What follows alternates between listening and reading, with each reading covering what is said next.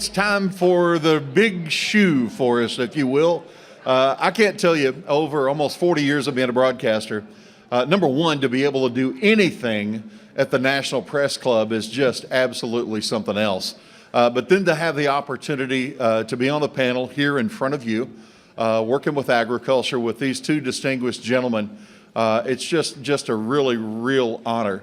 There's one other time that knowing that one of our guests is a musician, I had the opportunity to MC an event in Nashville, Tennessee at the Ryman Auditorium, Mr. Peterson. And I looked down and I thought about all the people, the really good ones and the wannabes that had crossed that stage and how careers were born or lost there at the Mother Church. And that was a neat opportunity. But in terms of agriculture, I don't know of two people who have given more or done more for the industry than these two fellows we're about to talk with. So welcome back. Hope you're enjoying your lunch. And if you get down to the apple, don't sweat. Just make noise. We'll be just fine. As a reminder, as we go into the second half of the day, we're using Slido for questions and for surveys. Slido.com, and the event code is hashtag #AgAndFood22. #AgAndFood22. Policymakers will soon begin drafting this farm bill for 2023. They'll be armed with the lessons learned from COVID-19 and certainly eager to embrace future challenges. And like climate change, risk management and food security for those most in need.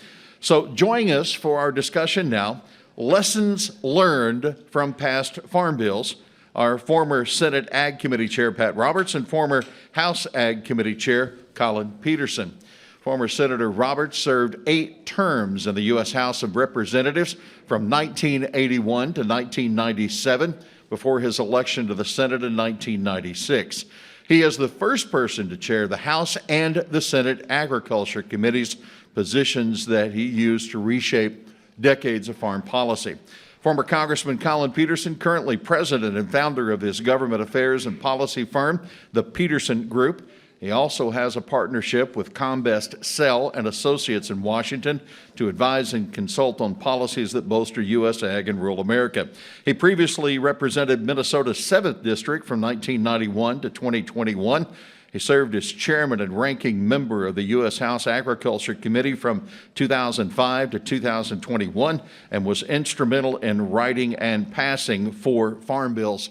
Ladies and gentlemen, would you give a warm Agri-Pulse welcome to our two guests?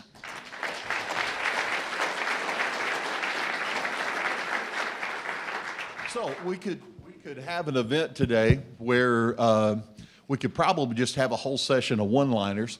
But there's some real issues, and as a journalist, I always appreciated these two fellows because if you wanted to get to the bottom line of the issue, you didn't have to go through a long opening statement. You pretty well knew where you stood. So from a historical standpoint, Mr. Chairman, I'm going to hold and let Mr. Peterson go first. How many farm bills? How many farm bills were you involved in? I came in 1991, and they had just done the 90 Farm Bill, I believe. Okay. So it was 96, 2002, 5, I guess. Okay. You know, and before you get any further, I want to say I played at the Ryman. You did? Yes, and I had Hal Rogers and Jimmy Duncan come and play with me. You know, and Jimmy Anderson introduced us, and he pulled me aside and he says, "Can those guys sing?" I said, "You know." So we get up there and we played a song. So anyway, I've stood on the stage and sang at the Ryman. So have you had an opportunity to have a lead singer here? Well, Senator Roberts has performed with me at least once. It might have been twice. You know, but I remember we were at the JW Marriott and we were down in the basement. And I don't know what we were doing down there. He was there with his family. And I was playing. I don't know what the heck the deal was. But anyway, I got him up there to sing a song with us. And wonderful. I don't know if that was Jack Block might have played with us also that night, I think. So anyway. So, Senator Roberts, in the House and in the Senate, how many farm bills? Actually, Randy Russell came in 1981 with Reagan. I was a Reagan robot when I first was elected, but I was a staffer before that, and I came with Calvin Coolidge. And I enjoyed working with President Coolidge as opposed to our previous president and the one now. And all he did was just shake his head, you know, up or down, yes, no. So you went in, you gave your pitch. If he said no, it was no, that was that. You had to come back sometime later or do something else. But always enjoyed Silent Cal. No, eight farm bills. All right. But now wait a minute, as a staffer, Okay. does that count?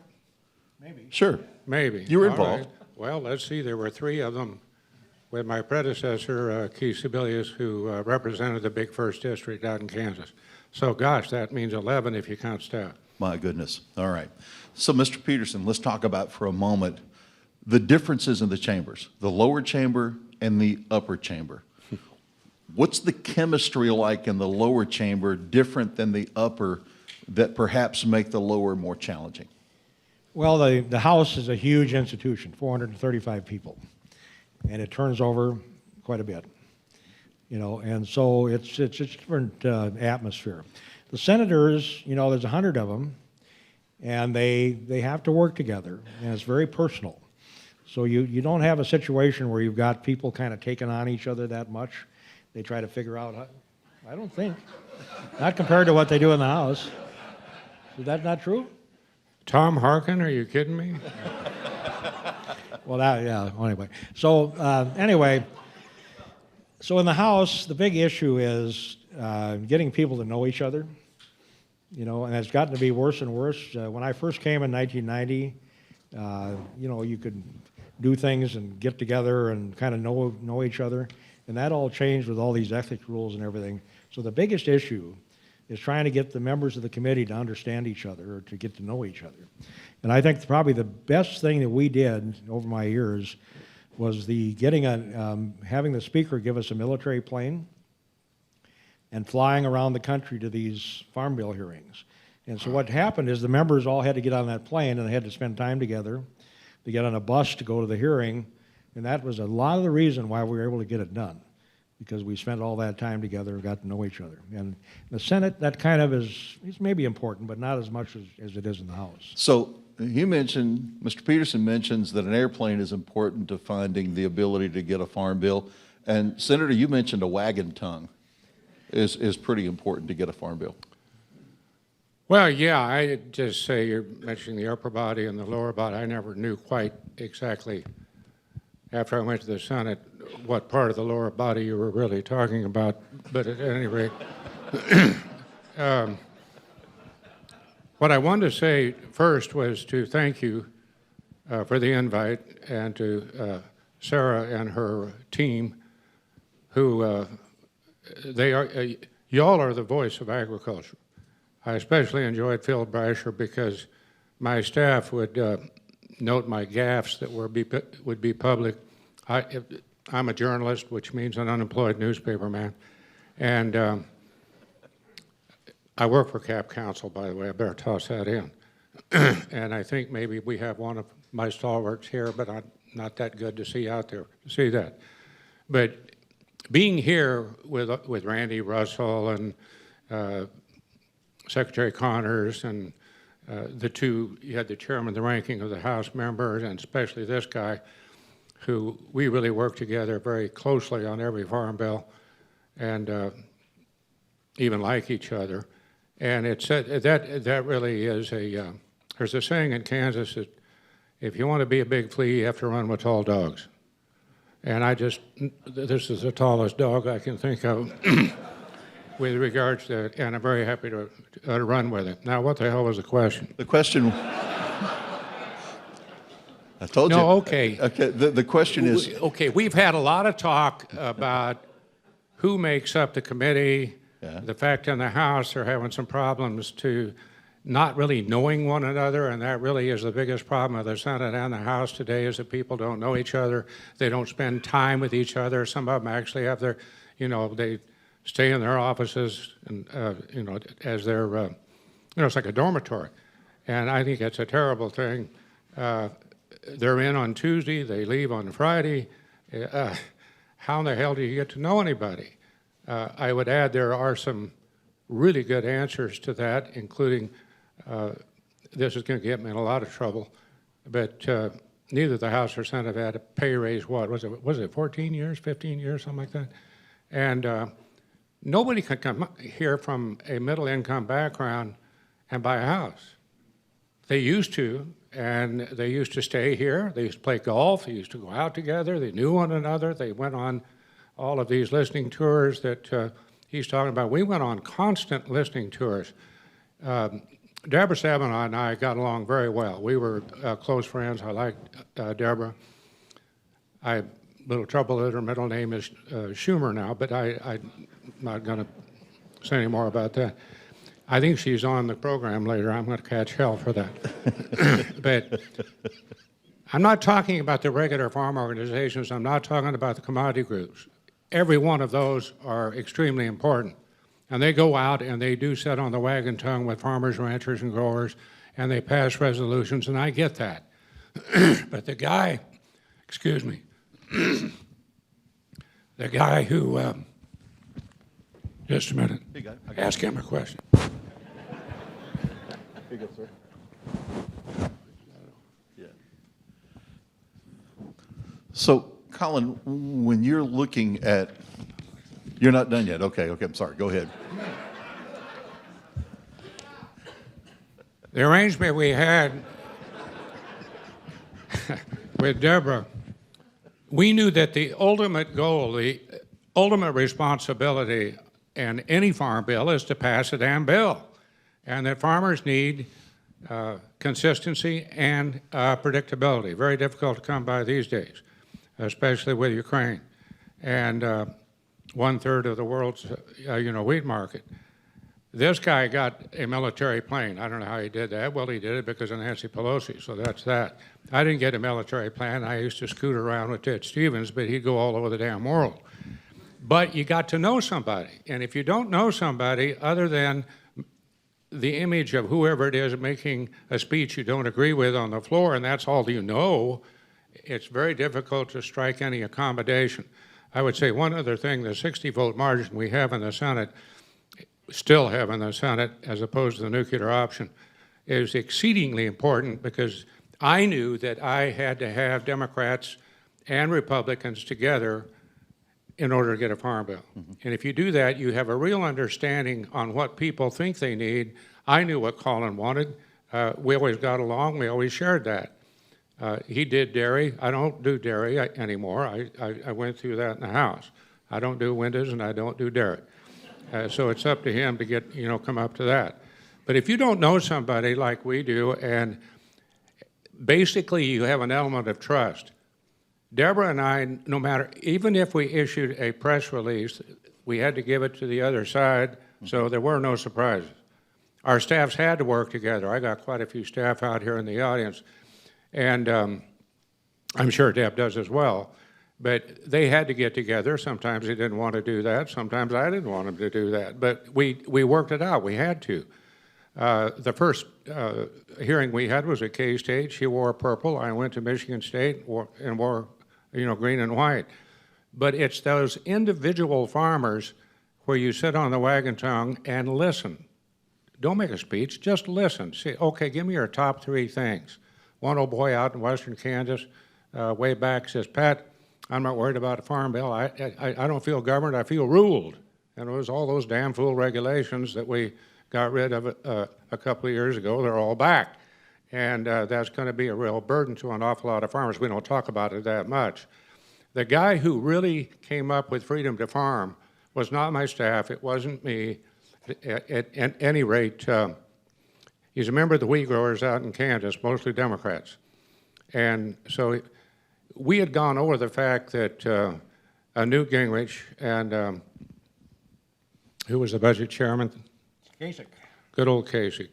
John just didn't realize that what he was doing to us, and there wasn't any other way to do this, to do a farm bill other than to change it dramatically, do reform that we all wanted, make it more market-oriented. Leon Torline stood up in the back of the wheat grower meeting, and they were all complaining about the lack of money and those damn fool Republicans, et cetera, et cetera. And Leon says, Pat, I don't care about all these payments. We're paying people not to grow anything. That was back then. He said, I want the freedom to farm my farm. Can't you just give me freedom to farm? Bingo. And so I came back, mentioned it to staff. Staff had already sort of heard about it. They were for it. And that's how we sold it. And it was revolutionary after 40 years of government control. Now I'm going to hush. All right. Mr. Peterson, the relationship with the leadership in the chamber. Over a period of years, you had a good working relationship with Ms. Pelosi. Yeah, she's, her background, she was chairman of the party in California. And because ag is such a big part of California, she understood the importance of agriculture politically, and economically in the state of California. So she got it, and her and I had a good relationship. She trusted me, and I would give her my straight advice, and she didn't always like it. She'd get that kind of look on her face sometimes when I told her what had to be done. But she backed me up. And I'd say in the 30 years that I was here, she was without a doubt the best leader that I worked with on either side of the aisle. You think she'll be there for this bill? I think so. I mean, she's running again. So, but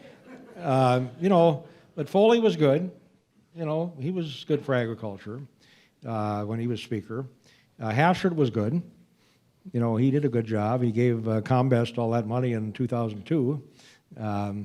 But I tell you what, John Boehner, one of my best friends in Congress, never voted. He was on the Ag Committee for 16 years. Never voted for one thing that we put together, ever. I don't know why he was there, but he was. And, He was that one sure vote, huh? Yeah, well, and, and he almost took down he and I almost took down the, whatever farm bill it was when we had that fight over dairy. That was 214. John hated the dairy program. Yeah. Back in the day of 96, Steve Gunnarsson got his knees cut out from him, and he just, okay, we'll do this. John came along and wanted to change the dairy program, and I said, listen, go back to your office, just, And then he becomes Speaker. And then, of course, that's a whole brand new thing. He held up the 214 bill. We had to do it later. But I'll say this about John. He didn't help us, but he did not hurt us. Okay. He knew that we knew what we were doing, and when we get something together, he wouldn't stop us. But still, it was a relationship with leadership. So in the Senate, you got to have 60 votes. You ultimately need some votes from the other side of the aisle when it's a 50-50. So what about the relationship with the majority and the minority leader and the whips? I didn't have a problem in that we worked together on that. I know Schumer. He used to be in the House. For some reason, at an age that I should have never been on the court, we would play basketball. And Tip O'Neill would not have any votes between 4 to 6. That's when you really learn who's who and how to get along with people. Schumer was very slow and couldn't jump. And I was even slower and couldn't jump less than that. My main job was to set blindside picks on Democrats, which I enjoyed. Jack Fields came around from one corner or the next, and Mike Oxley brought the ball around here, threw it to Jack, and he could hit it every time. But as he came by, here was the basket, and there was about 4 feet, and then here was a pad, which wasn't very big. Schum was guarding Jack, and I knew he didn't see me, and because he was just, following along right with him, and he charged into my shoulder. He ran into you. Well, of course. Okay. And there were teeth marks. It was terrible.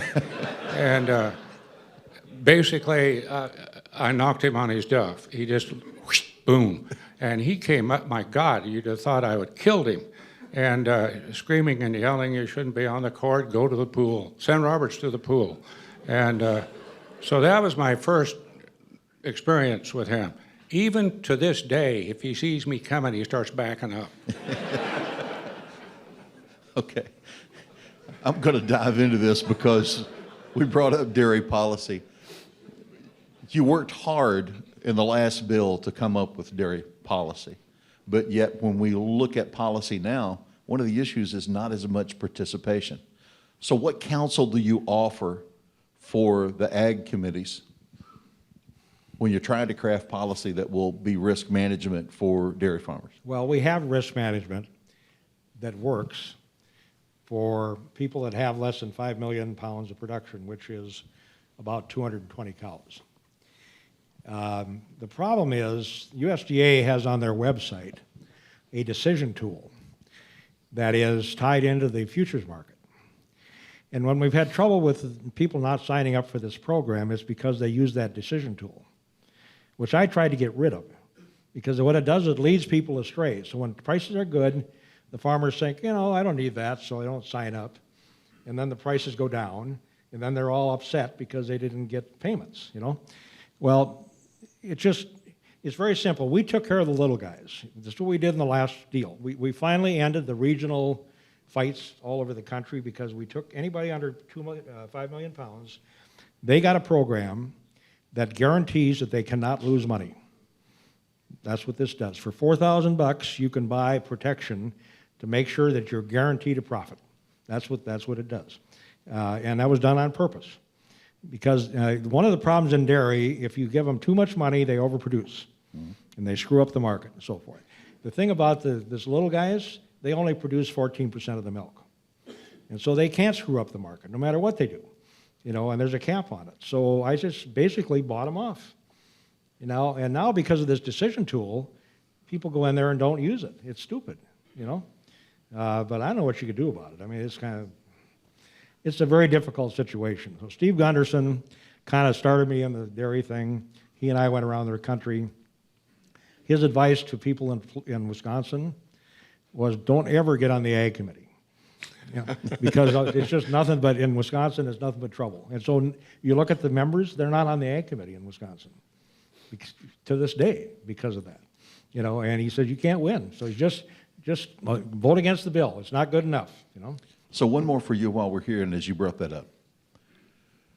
You had to recruit members to be on the agriculture committee. Right. And there are fewer districts in the House that have a core representation of what we would call agriculture, not like the big one in Kansas. What does that spell for our future, if not now, later? Well, the people on the committee are good people, and their heart's in the right place on both sides of the aisle. They just don't have the background, if you will, or the constituents. So in the House, you've got Angie Craig, you know, who's got some farm country. You've got Cindy Axney, who's got some farm country. You've got Sherry Bustos, and she's retiring. You know, and you've got the California situation where you got Jimmy Panetta, Costa, that have some agriculture.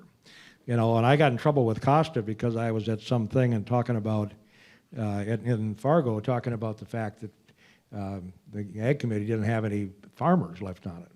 He called me up and gave me holy hell. He said, well, you know, I'm a farmer. I've got an almond farm. I said, Jimmy, I said, just you ought to understand that in Minnesota, they don't think an almond farmer is a real farmer. And that's the truth. But anyway, you know. They still get crop insurance. What's that? They still get crop insurance. Yeah. But I mean, you know, so it's a problem. It's a problem that you don't have the background and they don't have the constituents that are interested in that. So they're interested in food stamps, school lunch, conservation, environmentalists, all that kind of stuff. And it's a problem. Mr. Chairman, there is question over beef price discovery. And a popular senator from Iowa has an idea that a certain number of animals should go through the auction system. Cattlemen's Beef Association and their recent convention, delegates didn't think that was a good idea. American Farm Bureau Federation, at their convention, didn't think that was a good idea.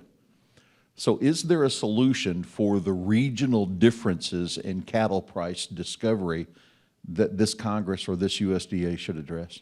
Well, really, your question is there a solution to Chuck Grassley?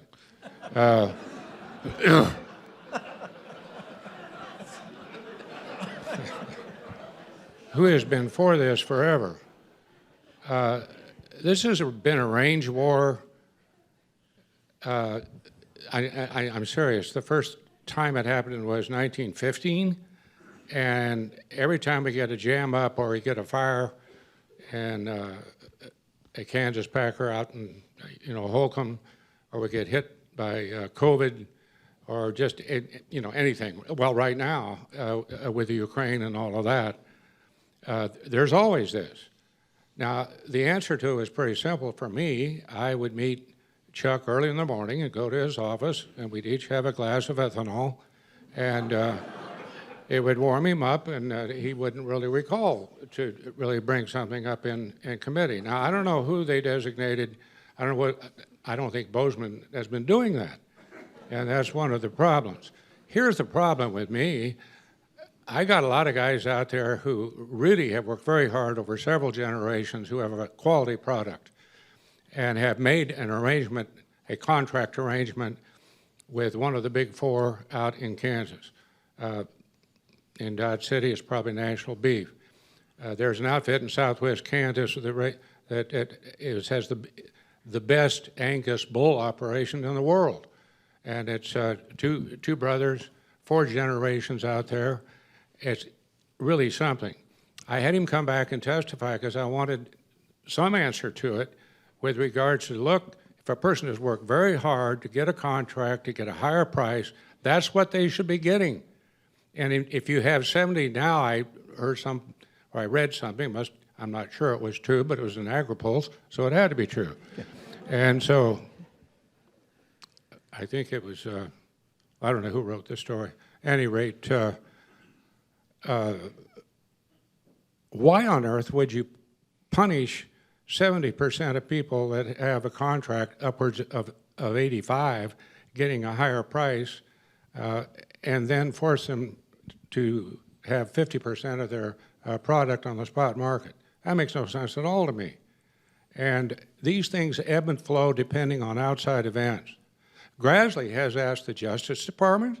He has asked, well, he was chairman there of that, right in the middle of the Kavanaugh hearings, or was it later? I think it was Amy, but at any rate, he brought it up to the Attorney General. What are you doing about these packers? You know, and this has happened time and time again when a supply-demand situation is out of whack for some reason that is not negative or whatever. It doesn't help, by the way, to have the president point fingers at every beef producer and also the big four. If you want to pick on them, and say and talk about beef as the leading cause of inflation. Really, I don't know who the leading. Well, I know who people say that the inflation is. It's a dynamic now. We're hearing all the time whether it is the president's inflation or it's Putin's inflation. I think it belongs to Adolf Hitler. If you really stop and think about it, Hitler did the Blitzkrieg and he took over all of Europe, and then after he signed a piece of paper with Neville Chamberlain and said, there'll be peace in our time for 2 years, and he did wait for 2 years, and then he just really attacked Great Britain. Now, that I'm not sure that has anything to do with anything with the beef producer, but this finger of blame bothers me. We are short on fertilizer. We are short on seeds. The price at the country elevator in Kansas right now is $12.67. I never thought I'd ever see that. In 52 years of being involved in this, I've never seen anything like that. So the farmer, if in fact the weather holds and we get a real good product out there, harvest, that'll be great. But on the other side of it, for $500 for a ton of fertilizer, if they can get it, is now about $1,100, maybe $1,300. Mm-hmm. Same thing with seed if they can get it. And what does the department do? The first thing they say is, well, we're going to guard against any price manipulation, any profiteering. We ought to be trying to solve the damn problem. So I don't know. Fingers of blame, as far as I'm concerned, never work very well. Mr. Peterson, thoughts on this beef cattle price discovery? I mean, fingers are pointed at the big four. They do control a lot of the animals. Price discovery is a question. Well, to some extent, it's a regional fight, depending on what part of the country you're from, just kind of like dairy. Mm-hmm. And it has to do with people that have 100 mama cows out in the back 40, mm-hmm. and somebody that has 10,000 feeder cattle under feed in Kansas. That's kind of the difference of what's going on here. And those mama cow people are not getting as much money as they used to, so they're complaining. And they want to try to get more money out of the marketplace, but Pat's right.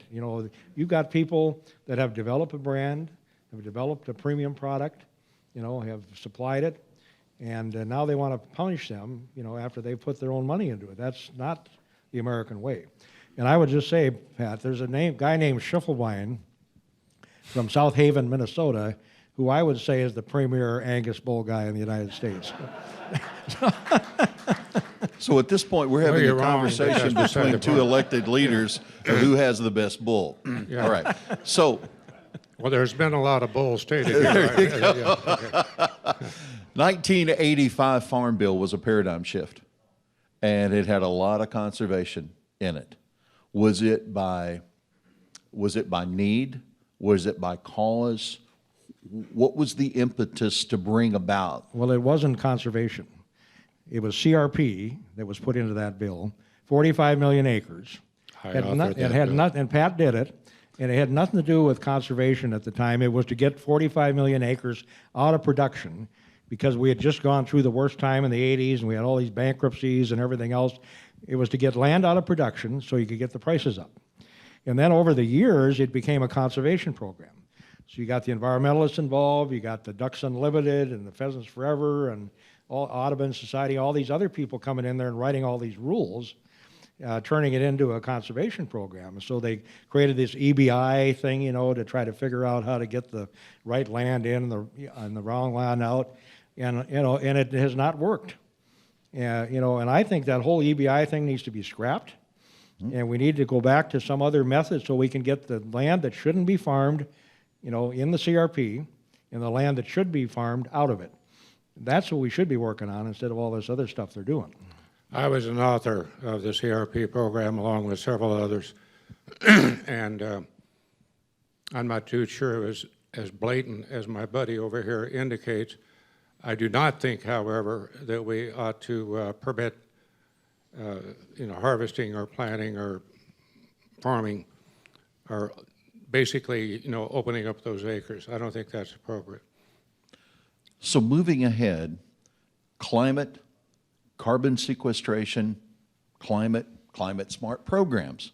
Those seem to be the buzzwords of the day. What influence do you see over this national movement? It comes from the White House. It comes in the chambers of office. It comes from the barber shop down the street. It's all being discussed. Does it take over the Farm Bill, or how does this work within commodity groups and conservation organizations and environmental groups? Will it have an influence? How should it have an influence? Well, I think it'll have an influence, but, so did hemp. And all you heard about was hemp.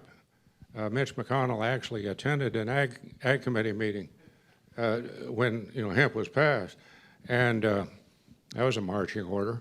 And that's all we heard about. And so we finally came up with a test of 2 or 3 before it became cannabis. Well, cannabis is now legal in an awful lot of states. But the means of testing, the USDA had that, but a lot of states didn't. And so here are people growing hemp for industrial use, which they should, and it should be a good market, but the people who bought it on the other side, when they realized that it had to be tested before it became legal, and either that state or that land grant school or whatever it does, there wasn't a uniform testing all over this country. Still isn't. So hemp went boom like that, and then boom, it went down. I don't think that carbon sequestration will go quite down.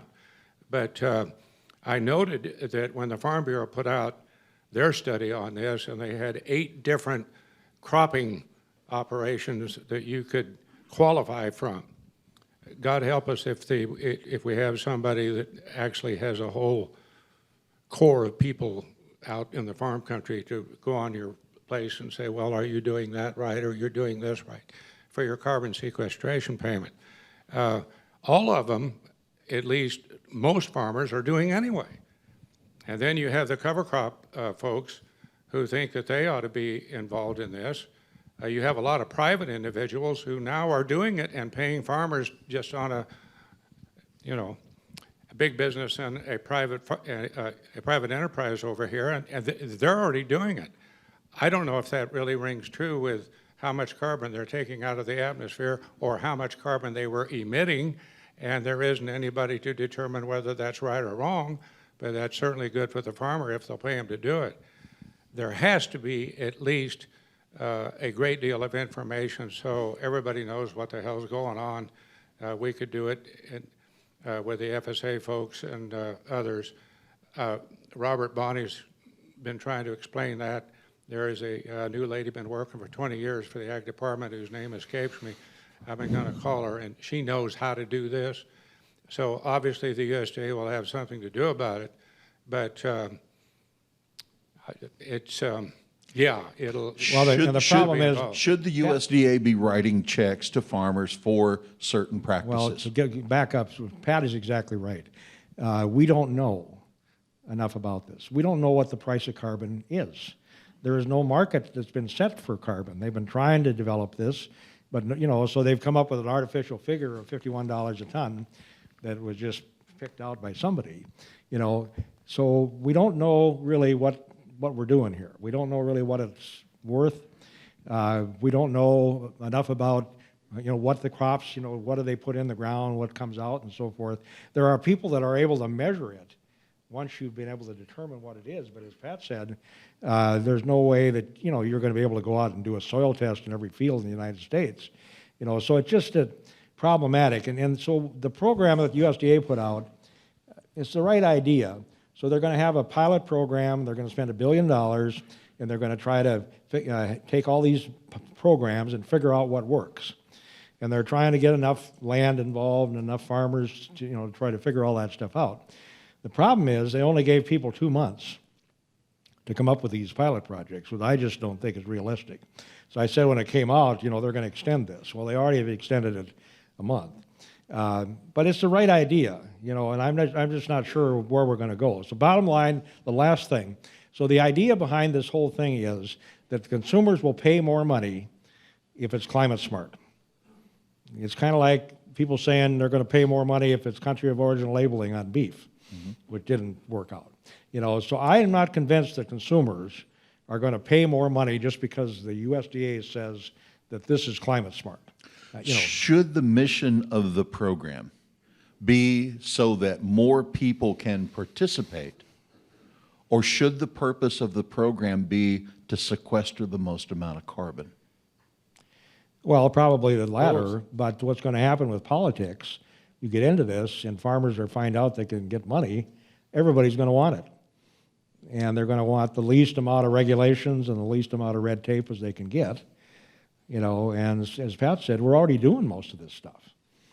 I don't know how much carbon really we take out of the atmosphere. One of Ted Stevens' great jaunts, you were lucky to survive them. He was at the South Pole, and I asked one of the lead scientists down there, if we follow what was then proposed by John Kerry, who, by the way, has indicated in order to not fly a jet back and have the carbon emission, he's going to parasail back, and it'll be fine. But has anybody ever figured out just how much we're taking out, and then who participates in this with regards to India, Russia, really, and China, really now, so on and so forth? I mean, you have to be smart, climate smart, okay? I'll buy that. And we will have a chairman, a very distinguished chairman. Stabenow will either come by Zoom or come by here, and she's a very strong proponent, so that question could be given to her. Could I add one more thing here? Sure. Maybe two. There's a person that I'd like to say something about, Dale Moore. And Zippy is here, the great Zippy. And Dale first worked for me, and Dale's job was when I would be starting to write, and I was sitting right next to Kika, I was chairman, who, by the way, Kika was my very best friend. He mentored me on how to be a chairman, so on and so forth. I thought I knew, I didn't. He helped me control the Democrats. He said, but your main problem will be the Republicans, because your best friends will ask you to do things you should not do and cannot do. Boy, did I find that out. And, when you're chairman. Dale Moore would come up, and I'd be writing on my little yellow tablet, and he'd lean over and said, boss, the team, we want to know what you're writing. They want to know what you're writing. I said, why? We already have this. Kika's got it. I would be writing down something that I would say that some partisan over on the other side would say just for the hell of it, but I wasn't going to say anything because we already had it done. And he just wanted to make sure. So he's a bull rider from southwest Kansas. He has served at least 3 or 4 secretaries. He's worked for 2 or 3 at least chairmen, and he's worked for the American Farm Bureau in such a way to steer them clear of any potholes, and then is a thinker that can look down the road and say, if you do A, then you're going to have B. And if you have B, you got C and D, and we don't want C and D, so maybe we shouldn't go there. And I want to give a shout out to Dale. He's retiring. And everybody here knows Dale. I would ask you to put your hands together and give him a big shot. Okay, I'm going to throw us back into furrow here. So what do you do if in fact there's going to be compensation from Washington for those who participate in carbon sequestration? What do you do for those folks who've been doing it for years, generations? They got to be part of the deal. You got to pay them for what they've already been doing. You can't just say, well, you've been doing the right thing, so we're not going to do anything for you, and we're going to go give money to people that are going to start doing what you've been doing for 20 years. That's not going to fly. One other little thing. So you're going to have to recognize what the contributions these people have made and treat everybody fair. I mean, I don't see it working any other way. Okay, so let's go with this next step, and I know, Senator, you have some thoughts there that you want to share. There's one Pandora's box we need to open up with regard to this farm bill and nutrition.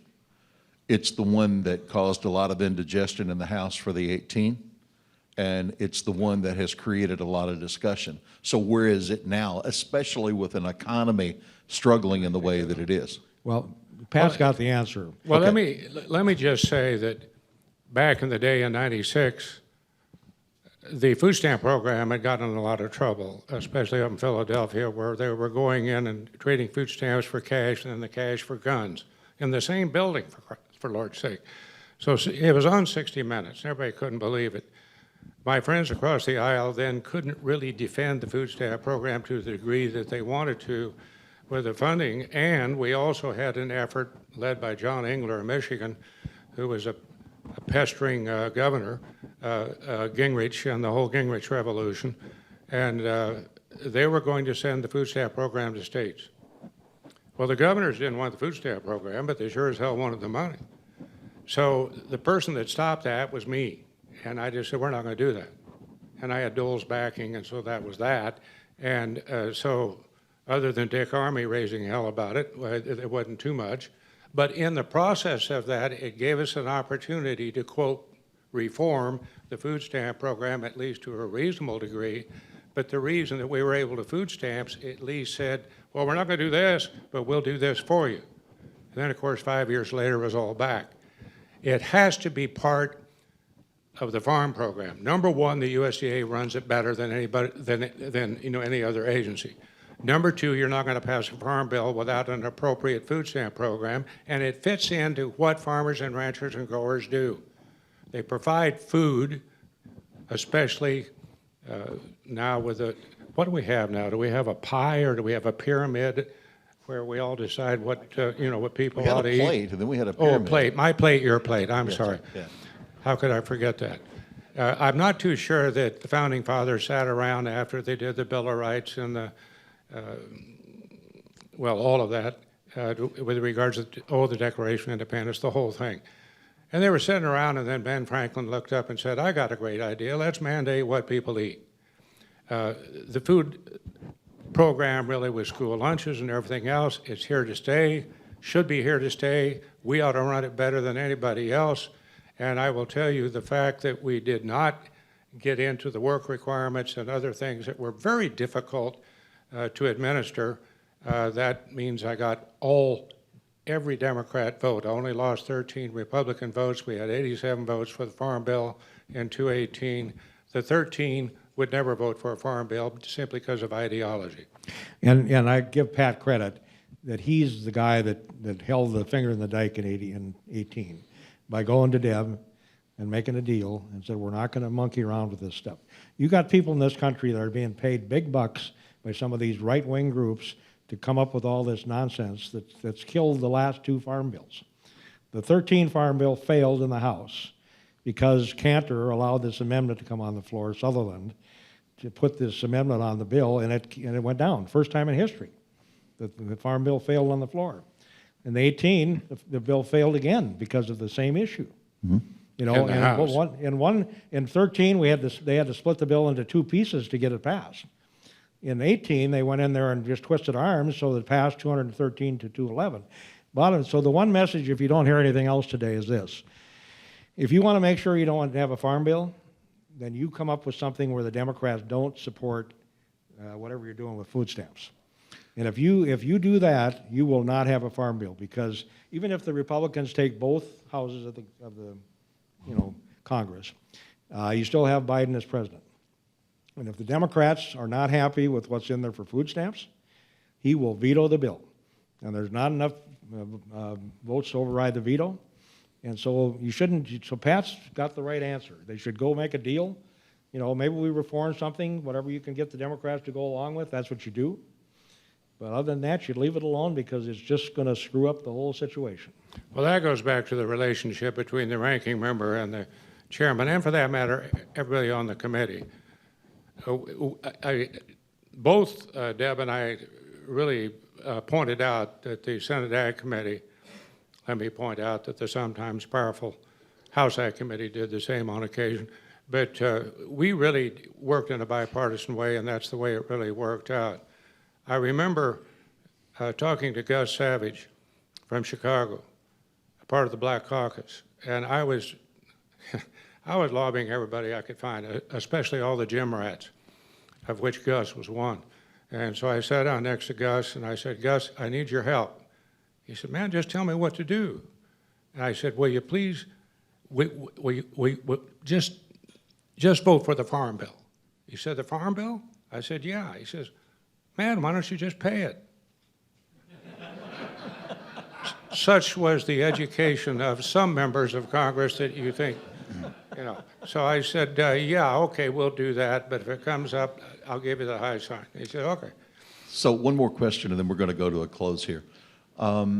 With regard to conservation, aside from Build Back Better or growing... It's Build Back Better. Build Back Better, okay. Aside from Build Back Better, in the words of distinguished senator, or of the Growing Climate Solutions Act, is there any way to come up with additional money for conservation outside of the debate on a new farm bill? I think given the support that Deb Stabenow has for that issue, she will be successful, yes. Now you're going to ask me where it comes from, and then you get into the argument as to whether you use the CCC or not. I will never forget that when our previous president was using tariffs as like lightning bolts, zooming over to, and then boom, we get hit in retaliation. And so we spent $70 billion on direct payments out of CCC, which I thought was very unfortunate. I have one other thing I'd like to say, then I'm going to shut up. Who said this? Let every nation know, whether it wishes us well or ill, that we shall pay any price, bear any burden, meet any hardship, support any friend, oppose any foe to assure the survival and the success of liberty. Amen. John F. Kennedy, inaugural address, 1961. Well, Kennedy's America and Eisenhower before him, and some afterward, maybe Reagan. I know you all are like me. You watch it for 15 minutes and can't handle it. My question is, and this applies to agriculture because of supply lines, because 1/3 of the world's wheat production, I don't think can be harvested. boom, that's why you have $12 wheat at Dodge City, Kansas. I know that we do not want to put American soldiers on the ground. I know that we don't want to, for some reason, use the MiG planes. That's sort of a side deal. When Brother Vladimir is successful by bombing cities and innocent kids and the elderly and pregnant women and all sorts of horrible, horrible things, he is a war criminal. When he is successful there, do you think he's going to stop? No, he's not going to stop. And if you read that that Mein Kampf messages of his, he's not going to quit. So for me, of course, I'm an old Marine, and 2 up, 1 back, feed 'em hot chow, go get 'em. So I just worry about it because it's going to disrupt trade like you can't believe. It's going to really represent a tremendous change. And with whatever we do with trade in the global picture. And I just hope that we can, everybody says leading from behind or not leading at all. We need to play a much more robust role. And he's going to do what he's going to do anyway. I worry when he takes Ukraine, who the hell's next? Maybe Poland, maybe, just name those. And I'm not too sure that they're ready for that. And if that keeps going, much of this conversation isn't going to make any difference. So the conservation, the money, I don't think there's going to be any extra money to put into the Farm Bill unless it comes out of the CCC. I mean, I don't see any other way that it's going to work. You can't steal it from one, you can't take it out of the commodity title, put it into conservation, you just set up a war. So I think if there's going to be any extra money, it's going to come out of the CCC. So the question is going to be, whatever they're trying to do there, is that something that people can support? And there's some on the Republican side, even though Trump had used this to some great extent, that are not wild about this idea of using the CCC, especially for carbon. So I think that's another, kind of point where you could get people screwed up between each other, in addition to food stamps, could be over this issue. And this is something that the president cares a lot about. And, I don't know exactly how far they're willing to go on this, but that's another thing that could blow up. I don't know what's going to happen, but, personally, I think it's fine to use the CCC for this myself. We need to figure out what carbon is worth. We need to be able to measure it, and there's people out there can do that. And the sooner we get at this, the better off we're going to be. One of the shows that I enjoy producing for Sarah and the team at Agri-Pulse is Open Mic. It allows a format like this where we can have an open discussion. So I'm going to use that same format as we close here, and I realize that we are very short on time. Gentlemen, thank you. Sincerely thank you for your service to this industry, your service to this country. And thanks for being here today. Hope you enjoyed the part Our privilege. the part of the lunch that you had. But Mr. Peterson, I'll start with you. It's an open mic. Well, thank everybody in this room for what you do for agriculture. It's not just us that have the opportunity to serve on the committee and that have the opportunity to actually become leaders on the committee. We're just kind of the tip of the spear. But it's everybody working together in the ag community that has allowed us to get a policy that works for this country. And we should be proud of what agriculture does in the amount of food that we produce, affordable food, safe food. It's a marvel in the world what we're doing here in the United States. And if everybody else in the world had as good a system as we did, we'd be in a lot less trouble. The distinguished senator from Kansas has the last word. Well, there's no country western song says, the bridge is washed out, I can't swim, and my farm bill's on the other side. Actually, it's baby, but we will get a farm bill. You heard the ranking member and the distinguished chairman from the House. I'm going to be talking to CJ and the boys myself with some suggestions. They're kind enough to listen to me a little bit. So I want to thank everybody in this room. Everybody in this room plays a vital part in agriculture. You wouldn't be here. And I want to thank Agri-Pulse and Sarah, Phil, everybody, the job that you do. It used to be the High Plains Journal. Now it's Agri-Pulse. And you do an amazing job. Really ticks me off. All of a sudden I look down there and there's 125 damn messages that I've missed, most of them from Agri-Pulse.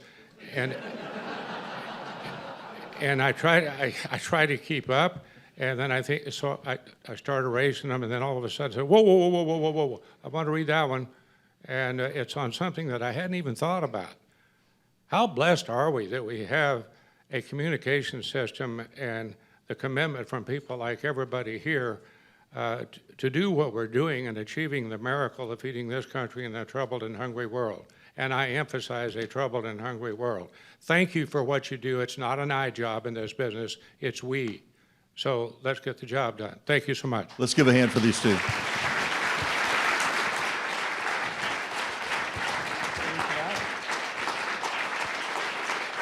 All right, don't go away. We want to thank you both for sharing here today, and we also want now to share a message from our goal sponsor. Would you pay attention to our nice video from the American Farm Bureau Federation? Spencer Chase is the next to the stage. Sustainability is a buzzword today. But truth be known, farmers and ranchers have been working on sustainability from the beginning. People in America would be unbelievably surprised if they knew that farmers and ranchers were blazing a trail when it comes to renewable energies. We are making investments in our land and our farms at the same time that we're keeping everybody's pantries full of food. Our farmers and ranchers across this country not only provide food and fiber for our people of our country and the rest of the world, they also lead the way in conservation practices. We not only conserve our soils and water, we also provide unbelievable habitat for wildlife around our farms and ranches. It's important to us to keep that up, to make sure that we can pass our farms on to the next generation in better shape than we found them.